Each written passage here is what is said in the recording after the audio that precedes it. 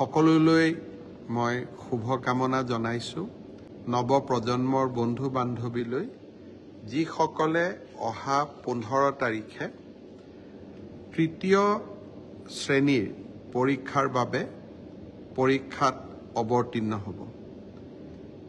এই পৰীক্ষাৰ জৰিয়তে আমি প্ৰায় 7,500তকৈও অধিক পদবী অসম চৰকাৰত থকা তৃতীয় শ্ৰেণীৰ চাকৰিৰ পদ পূৰণৰ বাবে আমি চেষ্টা চলাম।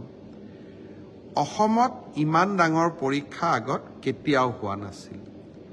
11 লাখ ছাত্ৰ ছাত্ৰীয়ে 15 ছেপ্টেম্বৰত পৰীক্ষাত অৱতীৰ্ণ হ'ব। মই অলপ আগতে লিষ্টখন চাইছিলোঁ। 11,23,000 পৰীক্ষাৰ্থী হ'ব। চেণ্টাৰ হ'ব 2,305টা। যদি আমি মেট্ৰিক পৰীক্ষাক চাওঁ, মেট্ৰিক পৰীক্ষাই হ'ল অসমৰ সকলোতকৈ ডাঙৰ পৰীক্ষা আৰু বেছি ছাত্ৰ ছাত্ৰীয়ে পৰীক্ষা দিয়ে। এই পৰীক্ষাটো মেট্ৰিকতকৈ 3 গুণ হ'ব আৰু 2305টা কেন্দ্ৰত পৰীক্ষা পতা, আৰক্ষী মোতায়েন কৰা, চেণ্টাৰ ইনচাৰ্জ এটা বৃহৎ কৰ্মযজ্ঞ। মই আশা কৰোঁ সকলোৰে সহযোগত এই পৰীক্ষা সুকলমে অনুষ্ঠিত হ'ব।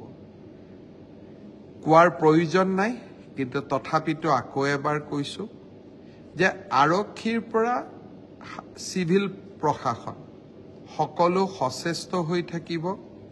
কোনো পৰীক্ষাৰ্থীয়ে যাতে কোনো কাৰণতে অসৎ উপায় অৱলম্বন কৰিব নোৱাৰে। মই আকৌ কৈছোঁ, মেৰিটত মই চাকৰি পাইছোঁ ক'ব খুব সহজ, কিন্তু মেধাৰ ভিত্তিত পৰীক্ষা পতা কিমান কঠিন কাম তাক আমি আজি পদে পদে উপলব্ধি কৰোঁ।